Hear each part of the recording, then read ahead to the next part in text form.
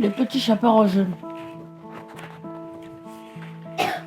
Il était une fois un petit garçon qui s'appelait Samba. Il vivait avec sa famille dans un village au Kenya. Sa maman lui a causé une tenue traditionnelle jaune. Un jour, la maman du petit chaperon jaune lui demande d'apporter du riz et de la viande bien chaude à son grand-père Mustapha parce qu'il est malade. La maman lui dit: Fais attention, ne traverse pas tout ça dans la savane car il y a des animaux dangereux. Samba répond.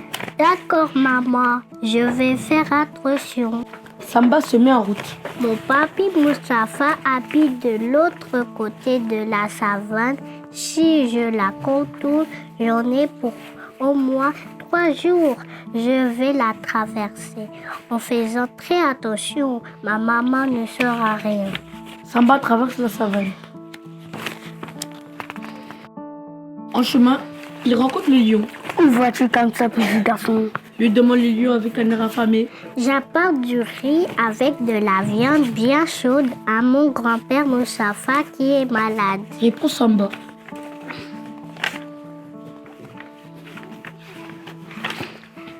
Le lion réfléchit pendant quelques secondes et lui dit: Pour t'aider, mon enfant, prendre cette direction plutôt rapide.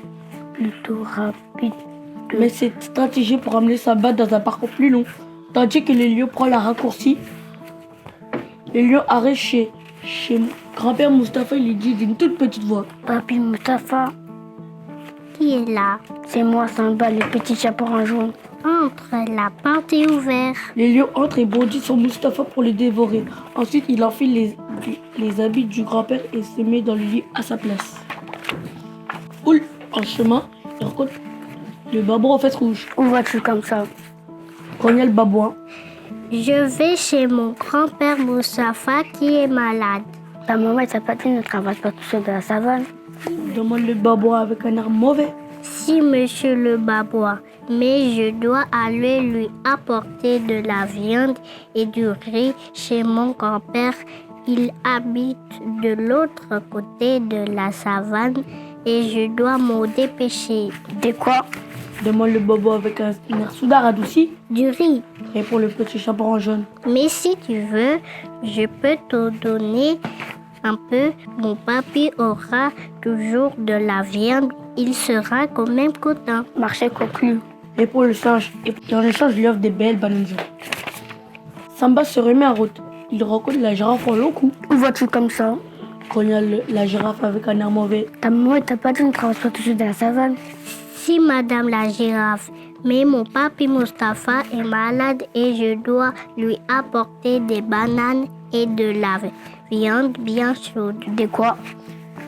Le bas demande la girafe avec un air soudain radouci. Des bananes. Répète le petit chaperon jaune. Mais si tu veux, je peux te donner un peu. Mon papy aura de la viande. Il sera quand même content. Marché conclu. Exclame la girafe. Et pour le remercier, il lui laisse grimper sur son cou pour repérer la maison de son grand-père.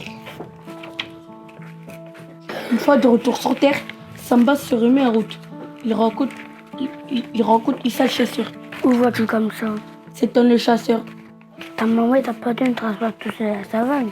Si, monsieur le chasseur, mais mon papy Mustapha est malade, je dois aller lui apporter de la viande bien chaude. Papy Mustapha, je le connais bien. Je t'emmène, la savane est dangereuse. Et tous les deux se mettent en route pour le village de Papy Mustapha.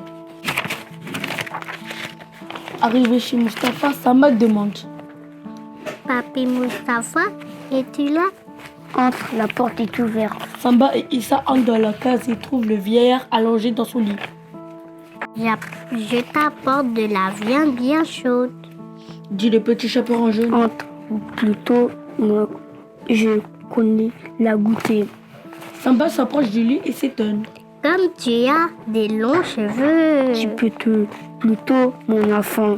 Approche encore. Comme tu as un gros nez. C'est plus te sentir, mon enfant. Approche encore. Mais comme tu as des grandes dents, Papy Mustapha. Tu pourras tout manger.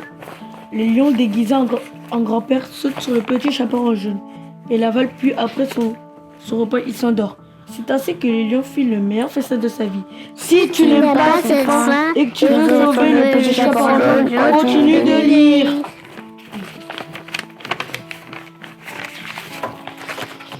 Mais Issa le chasseur a tout vu. Il prend sa longue lance pointue et ouvre le ventre du lion pendant son sommeil. Pour en sortir Samba et Papi Mustapha. Samba, Issa et Mustapha remplissent ensuite le ventre du lion du bûche de baobab et le referment et le jettent dans le lac à crocodile. C'est ainsi que le lion se trouve changé en pâté pour crocodile. Si tu n'aimes pas cette fin et que tu veux sauver le lion, continue de lire.